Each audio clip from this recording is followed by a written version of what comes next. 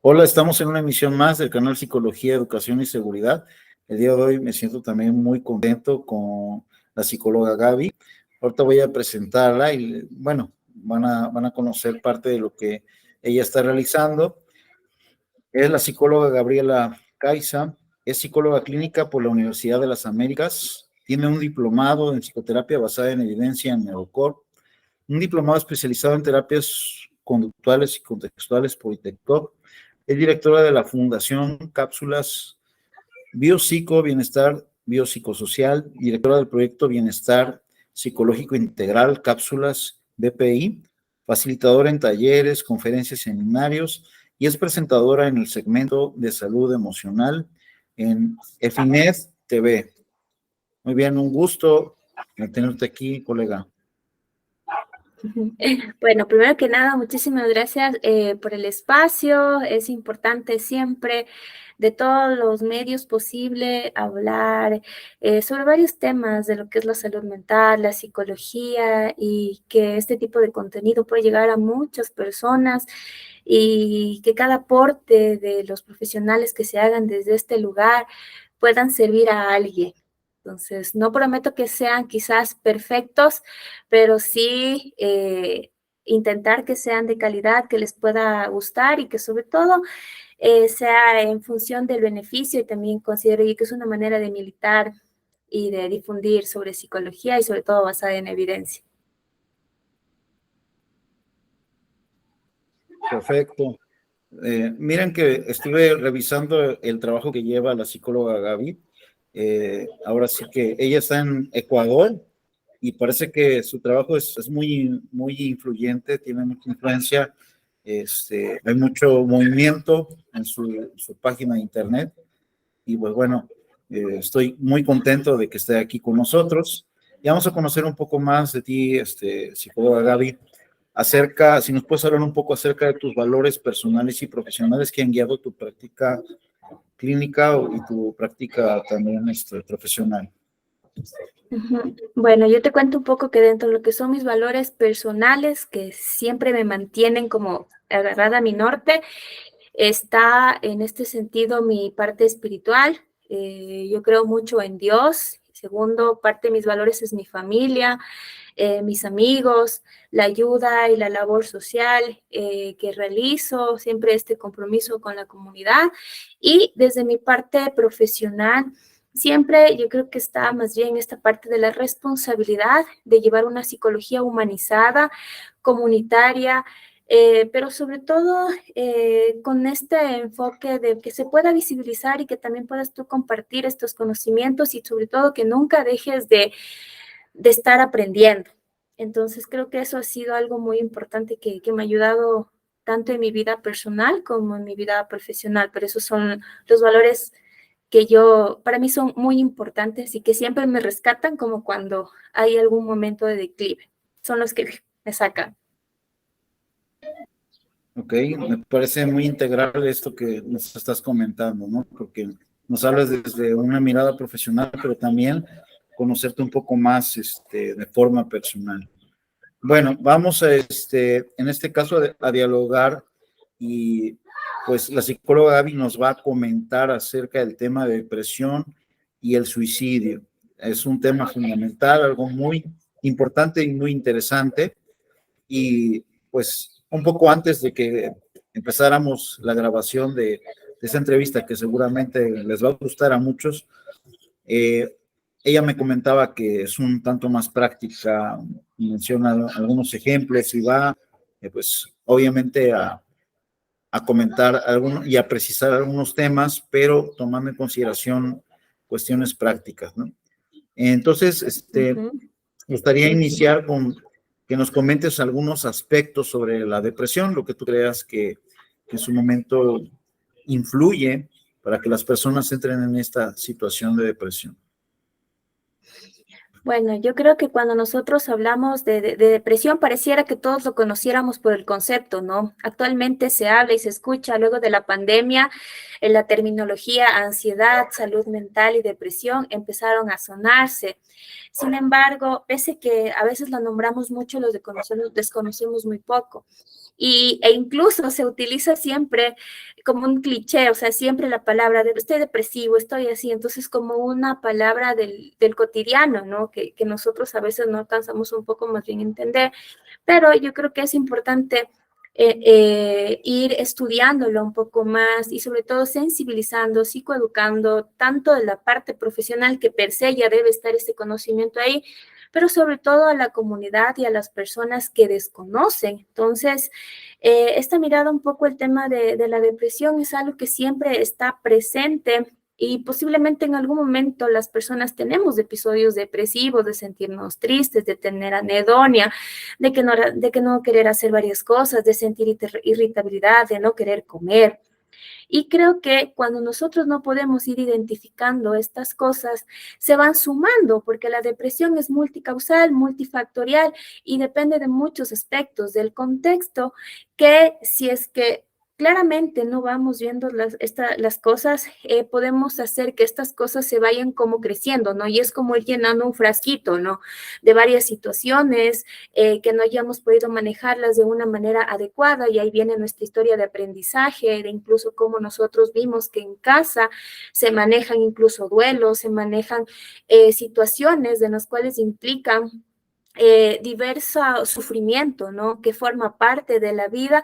Entonces son varias interacciones que se van sumando y también tomando en cuenta de que el mundo va avanzando súper rápido y ahora nos encontramos con nuevas formas de tecnologías que en cierta manera beneficia a la salud mental y también a la salud en general, pero que asimismo también avanzamos en temas de violencia, incluso tecnológica, avanza la violencia física, psicológica, y también aumentan los problemas sociales. Entonces, si nos ponemos a ver un poco más, todo eso puede implicar un tema de depresión. Ojo, la depresión siempre va a estar en todos los seres humanos en alguna etapa de nuestra vida. Y hasta ahí no es el problema. El problema es la función que le vayamos a dar más bien a la depresión, y cuando esto empieza a quitarnos funciones de nuestra vida, cuando empieza a quitarnos, por así decirlo, una vida, nos empieza a ir quitando las esperanzas, cuando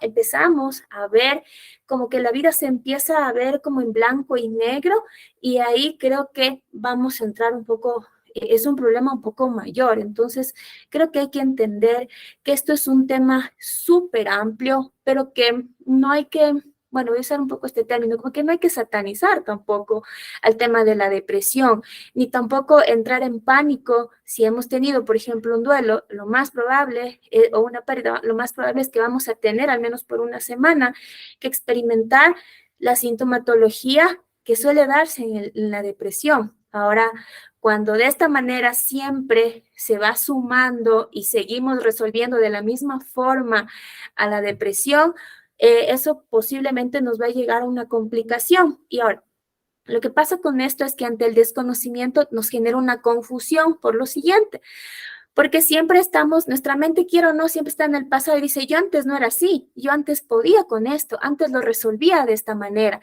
y ahora, ¿qué me está pasando?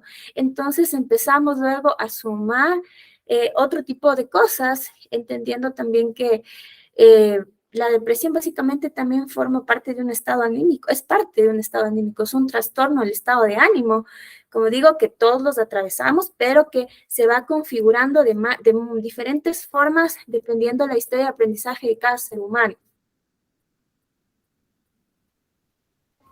Muy bien. Fíjate que aquí me gustaría conocer cómo está la dinámica en Ecuador. Yo estoy en México y la verdad que se está manifestando la depresión en adolescentes, en niños. Es algo sorprendente cómo se está manejando por acá. Y pues no sé cómo está allá. Entonces, de una forma breve que nos comentaras para tener esta diferencia entre países, si es que existen o similitudes. Bueno, yo creo que a nivel un poco más bien de Latinoamérica, sí, los índices son muy altos, pero por ejemplo, lo que dice la misma Organización Mundial de la Salud, básicamente el 5% de toda la población mundial tiene depresión. también nos habla que las mujeres somos las que más presentan esta sintomatología depresiva y que más o menos desde el 2011, haciendo unas proyecciones para el 2020, obviamente se estimaba que la tasa iba a aumentar entre edades. Antes, por ejemplo, se daba el tema de la depresión, incluso que se daba en edades un poco más tardías, ¿no? Como por ejemplo tiene una persona y obligaciones, tiene varias cosas como por qué estresarse, tiene varias dificultades, ya como que en la adultez aparentemente era, o sea, como que donde las personas más experimentaban este tema un poco de depresión, pero ahora lo que llama la atención es en este sentido que también se da acá en el Ecuador, es que se empieza a dar desde los 12 años. ¿Ya? Incluso es la segunda causa de muerte comparada con otras enfermedades, incluso catastróficas, con temas de accidentes de tránsito, se considera un poco también un poco el tema de lo que es la depresión. Entonces se empieza a llamar la atención que ya en edades tempranas empieza a desarrollarse eso. Y yo particularmente de lo que he notado es que a raíz de la pandemia se dispararon los problemas más aún, o se visibilizaron también el tema de salud mental. Entonces, ¿qué pasaba, por ejemplo, en los chicos y en los adolescentes, que son edades mucho más tempranas? Sus habilidades sociales con la tecnología cortadas, y sin tomar en cuenta la violencia que se dan a veces en los espacios educativos, sin contar la violencia que se está dando ahora de manera virtual, como el bullying, como el cyberbullying, como el sexting, como el grooming. Y sí, y súmale a esto también los índices de violencia intrafamiliar que nosotros tenemos también bastante elevados acá en el Ecuador. Entonces, ellos básicamente también son víctimas cuando observan este tipo de violencias, entonces sigue aumentando y obviamente hay riesgos y hay peligros y también esta facilidad que se da acceso a los que son los consumos de sustancias psicoactivas y que también el consumo de alcohol y drogas también inicia a tempranas edades. Entonces, si se fijan, es súper amplio y acá sí ha aumentado. Todavía no tenemos como decirte unas cifras como tal exactas, porque una de las dificultades, no sé en tu país cómo será que se da, es que se hace pocos estudios para exigir un poco en temas de políticas públicas, porque esto es a nivel mundial, es un problema de salud mental súper grave, porque va aumentando el tema, por ejemplo, de las edades y también a esto, luego también se puede sumar incluso el tema también incluso del suicidio. Entonces son varias cosas y acá en mi país sí hay, más o menos hace unos 3 meses, más o menos aquí en un colegio de la ciudad de Quito, un adolescente de 14 años se suicidó. Hay otros casos también que se empiezan a dar, incluso ya no sé, ya no lo sabes, por ejemplo, porque ahora sea por TikTok, sea por cualquier tipo de red, tú empiezas a enterarte un poco que se da estas cosas. Por ejemplo, para el tema de los adolescentes hay que tener mucho cuidado. Si bien es cierto, los medios digitales a nosotros nos dan una funcionalidad también de aprender, pero también a veces más bien pueden ser como que estas conductas que elicitan a otras personas que están sufriendo quizás a buscar esta forma de respuesta. Entonces, en los medios digitales, por ejemplo, no hay un buen manejo, cuando se habla un poco del tema del suicidio. Entonces, hay un montón de cosas en el mundo de los jóvenes que es terrible. Acá el número sí es bastante alto, es bastante preocupante. Chuta, o sea, no sé cómo sea en México, pero acá sí es elevado.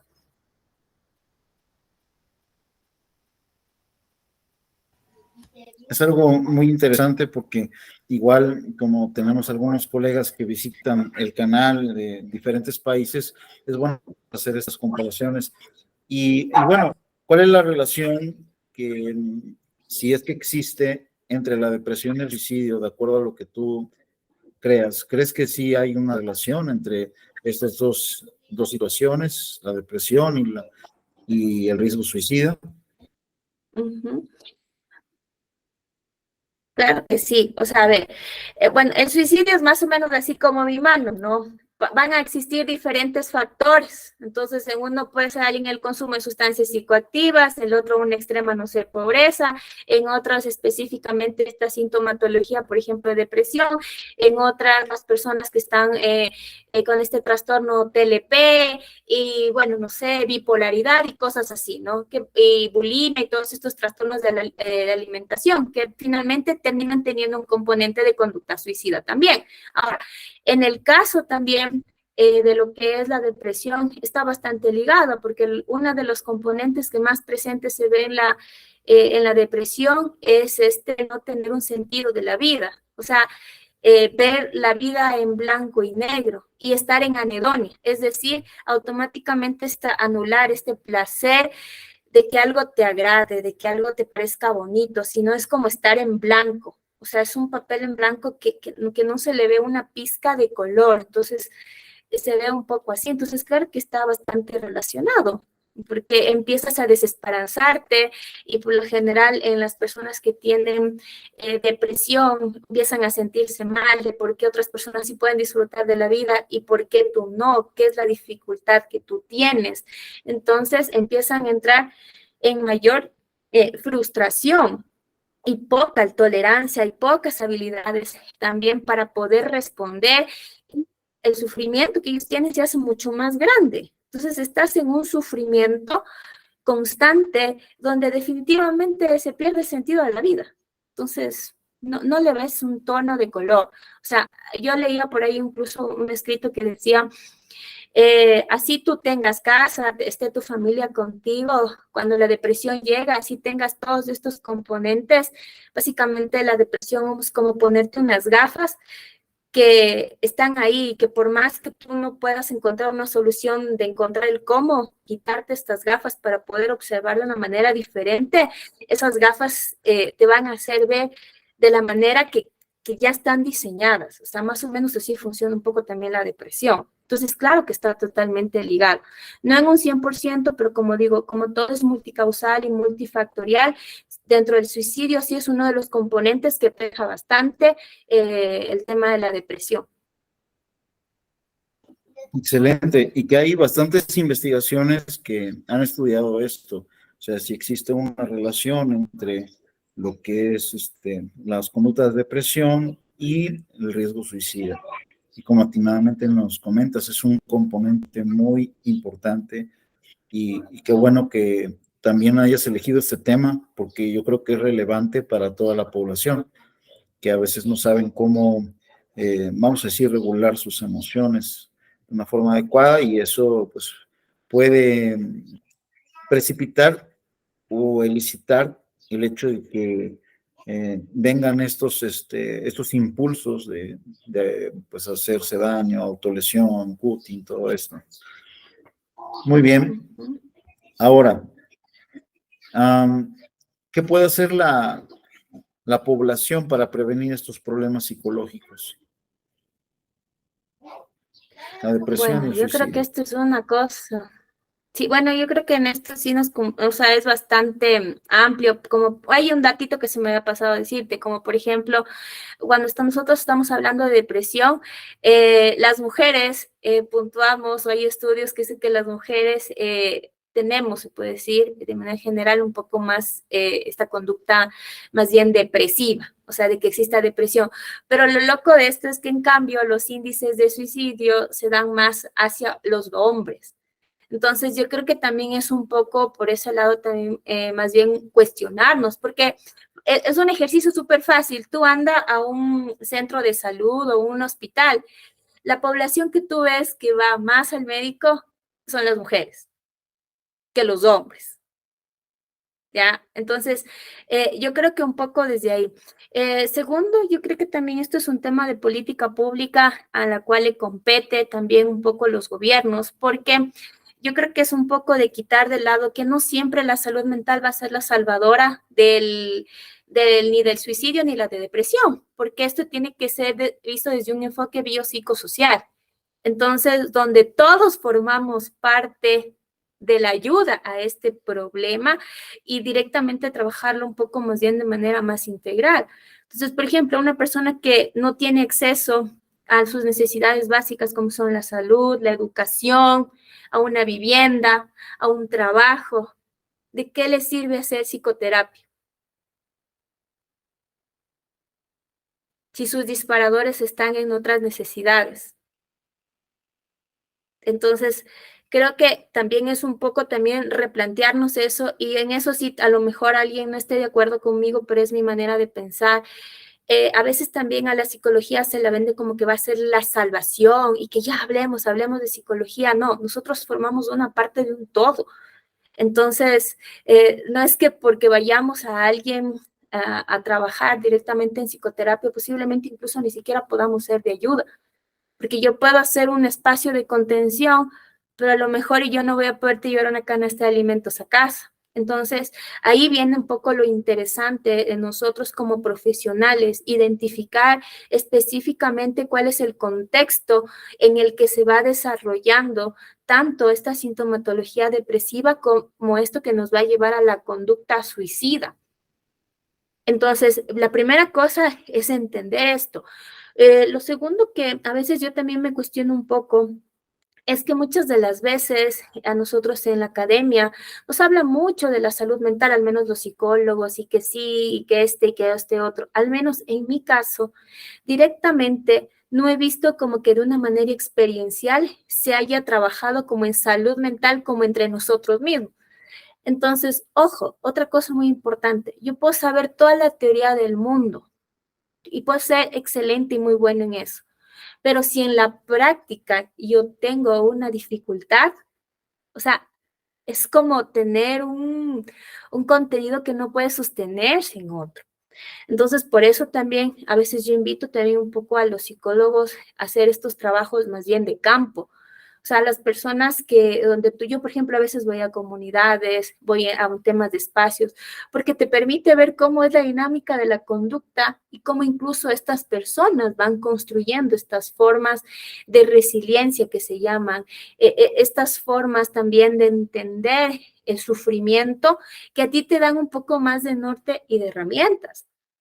Entonces, esa es otra parte. Entonces, yo creo que otra parte muy fundamental es en el tema de la academia, pero no en la academia que nos llene de mucho contenido teórico, sino en la academia que podamos vivirlo de manera experiencial y que realmente podamos vivir. Siempre nos hablan de las emociones, pero yo en mi universidad nunca fui a un taller realmente donde yo sepa cómo conocer mis emociones.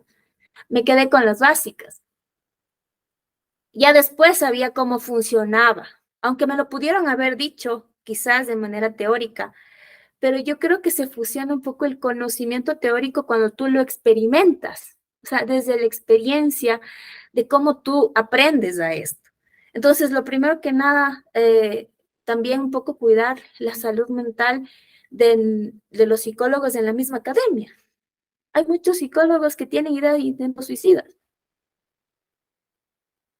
porque tampoco nos han enseñado un poco desde la práctica un poco el tema de la tolerancia al malestar, la tolerancia a la frustración, nuestra regulación emocional. Y también, ¿qué pasa? Que luego la mayoría de veces pedimos un protocolo del check, del típico protocolo que hasta te dice cómo tienes que preguntar. Y cuando tú vas a la práctica, no es funcional para la persona. Entonces, como cada persona aprendemos diferente, entonces otro componente muy importante, como digo, es la academia. Otro componente importante es que las personas que podamos tener el acceso a conocer un poco de lo que implica la depresión, de lo que implica el suicidio, yo al menos en todos los espacios donde me invitan a hablar de esto lo aprovecho, porque digo, eh, en algún espacio, si todos nos juntamos como profesionales y quizás, no sé, dependiendo al tema que le quieran poner la atención, también lo comparten. Yo creo que también es una forma de hacer algo. El conocimiento es bonito compartirlo. El conocimiento considero yo como Gabriela Caiza, o sea, no funciona que se quede solo conmigo. O sea, que se comparta y que yo también me nutra del conocimiento de otras personas, que creo que también es una forma de ayudar. Y sobre todo, también ir viendo un poco un poco más bien desde nuestros espacios, qué es lo que nosotros también intentamos poder hacer. Entonces, creo que hay muchas cosas por hacer. Acá, por ejemplo, en mi país, sí me gustaría que sí se maneje una psicología basada en evidencia, por ejemplo, humanizada y comunitaria. No todas las personas pueden tener un acceso a la salud mental, no todos, porque es caro. O sea, si tú vas aparte y una persona que apenas tiene para comer, pues va a decidir primero comer. Y algo que sí es importante, por ejemplo, que tenemos que básicamente, creo que de manera general, entrarnos todos, es estas formas y irnos quitando y deconstruyendo, por así decirlo, esta forma de las palabras invalidantes, de que tienes que ser fuerte, brother, estás roto, tú tienes que ser fuerte. A veces nosotros, hay personas que están muy mal emocionalmente y es como andar con las piernas rotas. Tú antes corrías, corre, no puedes, estás mal. Entonces, ¿qué necesitas? Necesitas, no sé, que tengas tu proceso de fisioterapia, de rehabilitación, como hablándolo un poco metafóricamente, para que tú puedas correr. Pero si nosotros desde acá siempre exigimos a una persona que alguna vez corría con piernas rotas que corra, es imposible, es imposible. Entonces, ir también, aunque pareciera que no, pero actualmente todavía se siguen manejando muchos mitos.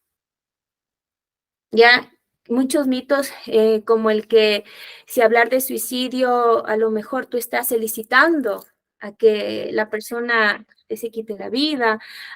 O hay otro tipo de mitos que es únicamente para llamar la atención. Hay varios mitos que, por ejemplo, se dicen, ay, qué cobarde el que se quiere morir y dejar la vida, o qué valiente el que se quiere dejar, porque no es ni valiente, no es ni cobarde, es una persona que ha sumado tantas cosas, que llega a un punto que se le ha hecho tan difícil manejar y que lo que tiene es un sufrimiento súper fuerte.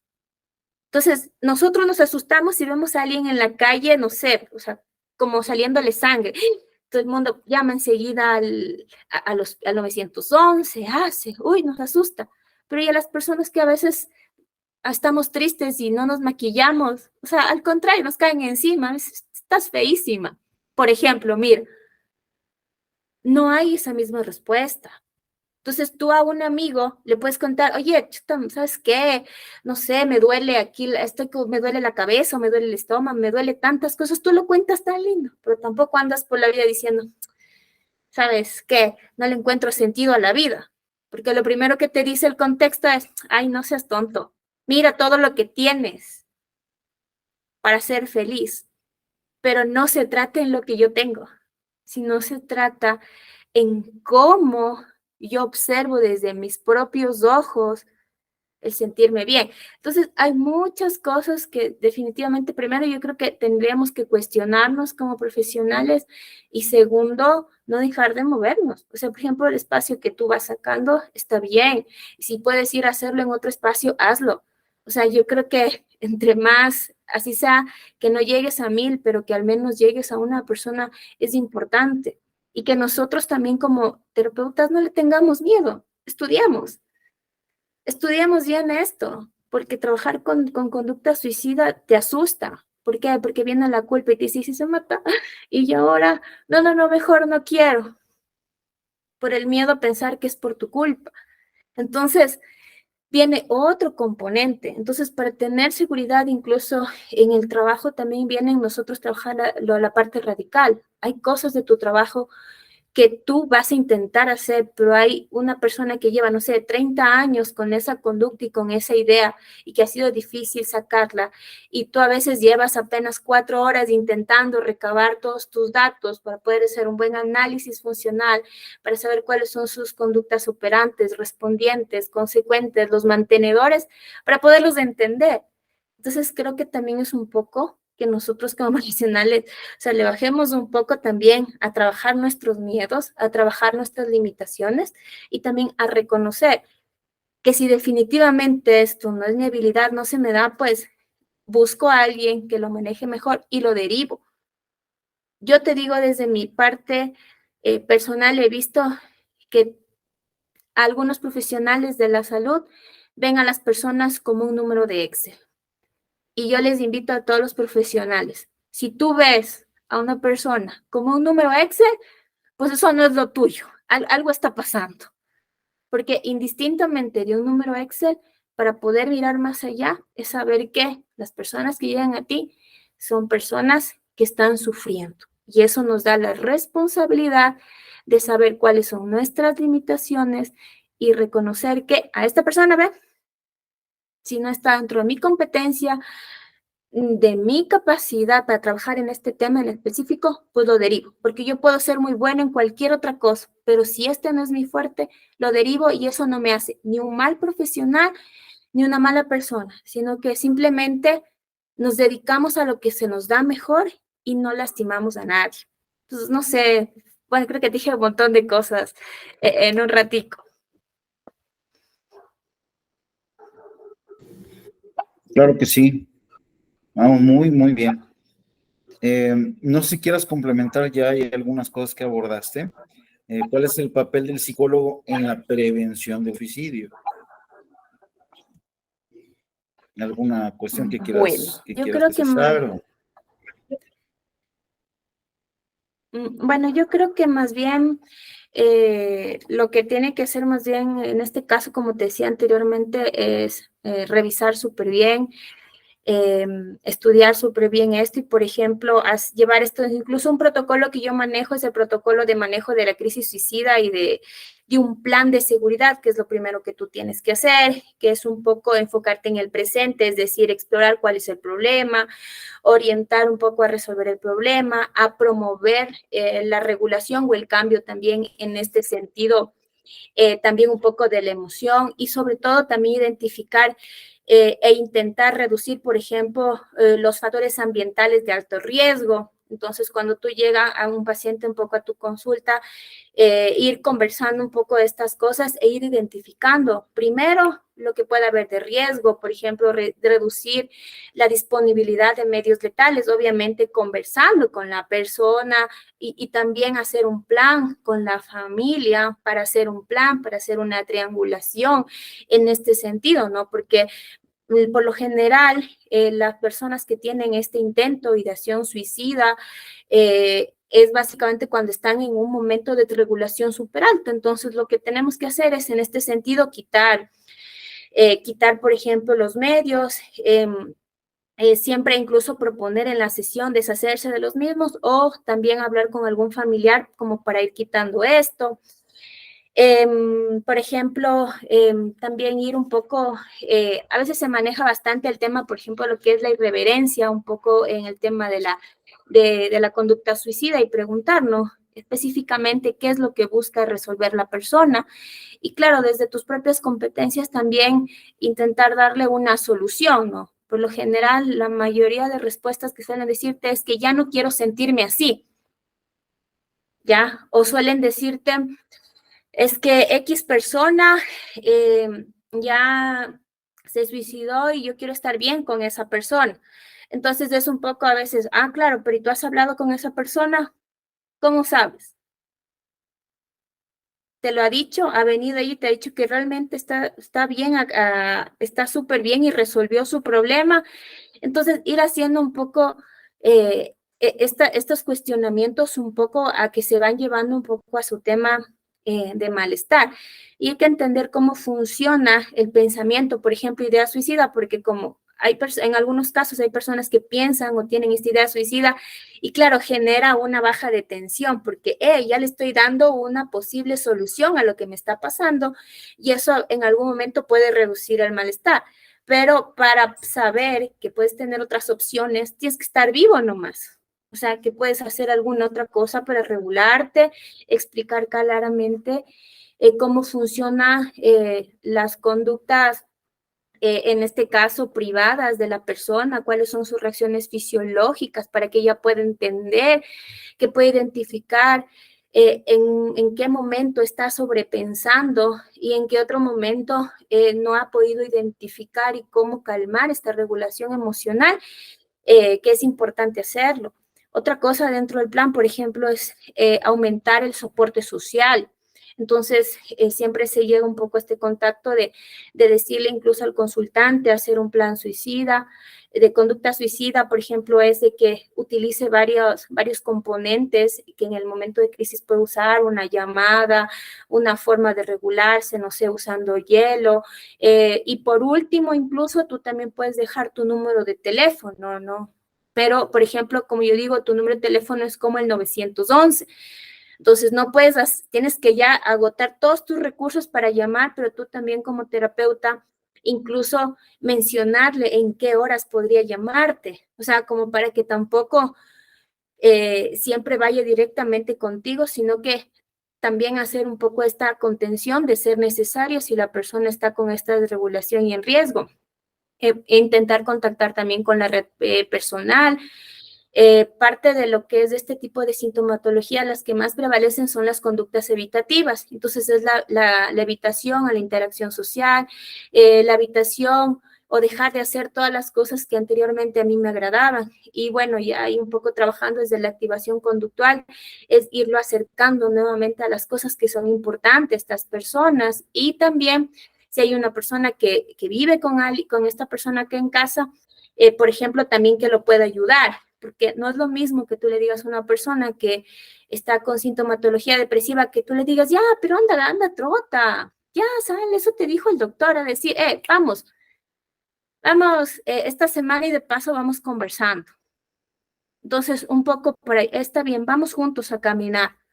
Te acompaño a hacer cosas como estas mientras poco a poco vamos integrándonos, pero todo esto es importante con el contacto del paciente, pero siempre, por ejemplo, también darle esa confianza al consultante de que, claro, no todo se basa en el secreto profesional de la confianza que tiene la persona contigo, pero también ser muy claro desde el inicio. ¿En qué momento se rompe mi secreto profesional? Que es cuando la persona esté atentando contra su vida y su vida está en riesgo.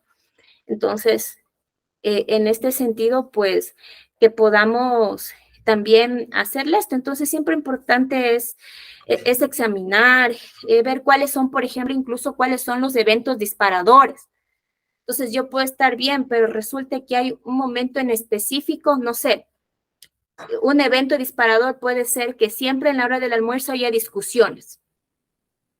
Listo, entonces ahí sí nos toca un poco identificar si en efecto es esto, pues conversar para bajar un poco cuáles son estos disparadores, ver cuáles pueden ser los eventos. Entonces ahí viene lo que es el análisis funcional de la conducta.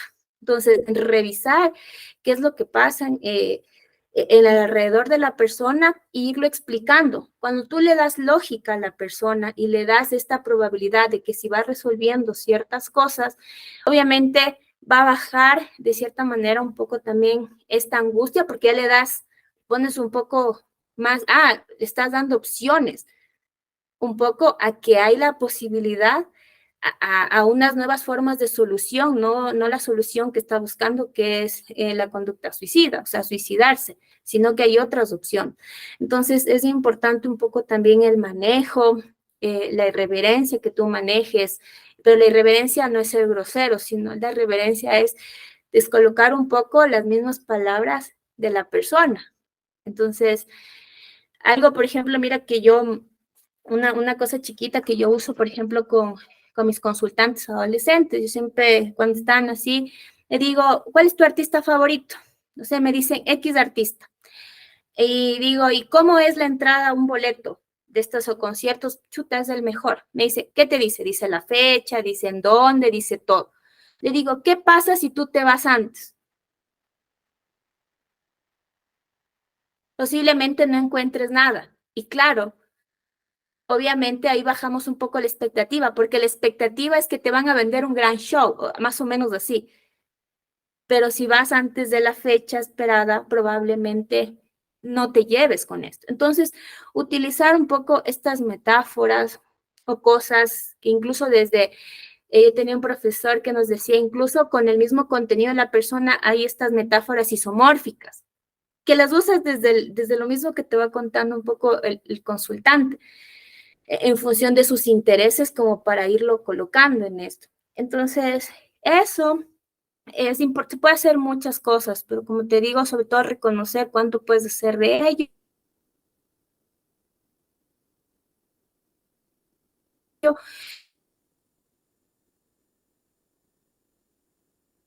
Hay las 3 I del comportamiento. Quiere decir que la experiencia para la persona que lo vive le sobrepasa el umbral de resistencia. Todos en nuestro estado emocional tenemos un umbral que va a llegar nuevamente a su estado natural, pero para una persona que ya se vuelve intolerable, ya no inicia desde cero, sino su estado basal desde donde inicia esta parte un poco más sensible, por así decirlo, se vuelve insostenible la resistencia a tener este dolor porque sobrepasa el umbral y es muy doloroso. Y la otra ahí es inescapable.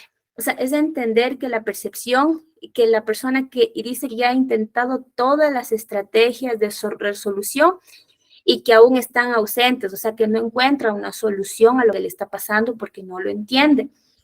Y esta otra cosa, esta ahí es interminable. Para ellos viven una experiencia de dolor emocional que es, lo visibilizan como continuo y que nunca se va a desaparecer. Entonces, creo que como terapeutas primero nos toca entender cómo funciona la conducta suicida y cómo es la conducta suicida de cada persona. No en todo se da igual.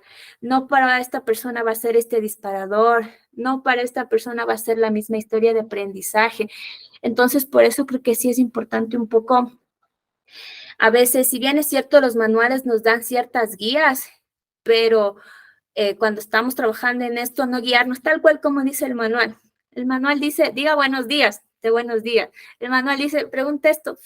No, sino siempre que las intervenciones sean en función de la necesidad de la persona que tú tienes al frente desde estas id, ¿no? Que es un sufrimiento súper fuerte. Eso te podría decir, mi querido amigo. Muy bien, colega, pues vamos a ir a la parte de las conclusiones, lo que tú quieras comentar a manera de que pues al público, a la audiencia, pues le queden ahora sí que interiorizados algunos elementos que tú quieras puntualizar solamente a manera de ir cerrando también tu participación y agradecerte pues este tiempo que lo estás, que nos estás dedicando. Sí, yo creo que la primera, bueno, como para cerrar, ir cerrando un poco, creo que el suicidio existe, es real, no es una simple llamada de atención.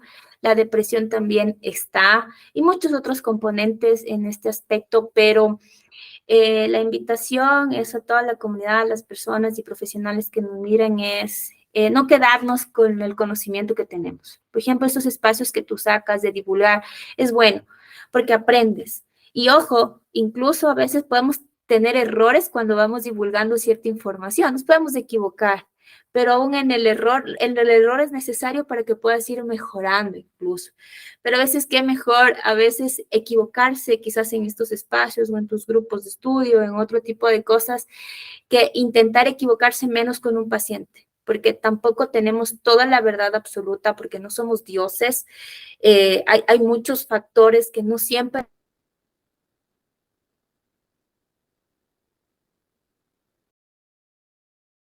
nos van a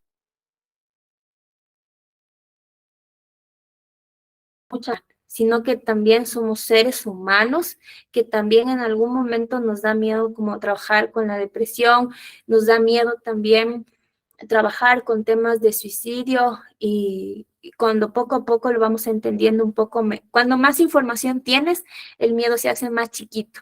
Cuando menos información tienes, aparece la rumia ahí, se hace mucho más grande. Entonces, denle argumentos un poco a su miedo para que este miedo pueda hacerse un poco más pequeño, sea un poco más funcional y no nos detenga. Y a todas las personas que nos miran, también, si no conocen, un poco revisar. Y si a alguien le está pasando mal, más bien comunicarlo, decirlo, buscar esa red de apoyo que quizás no juzga, e intentar buscar la ayuda posible, pero siempre verbalizándolo y diciéndolo. Yo creo que pedir ayuda es el acto de amor más grande que existe para con el ser humano, y eso no aplica solo para quien lo está sufriendo, sino incluso para nosotros como profesionales, que pedir ayuda no está mal, está bien, y creo que es uno de los grandes pasos que nos va a llevar a muchas cosas. Yo agradezco mucho este espacio y bueno, espero que este poquito que voy a compartir le pueda beneficiar a alguien. Eso ha sido todo. Muchísimas gracias y bueno, saludos para todos.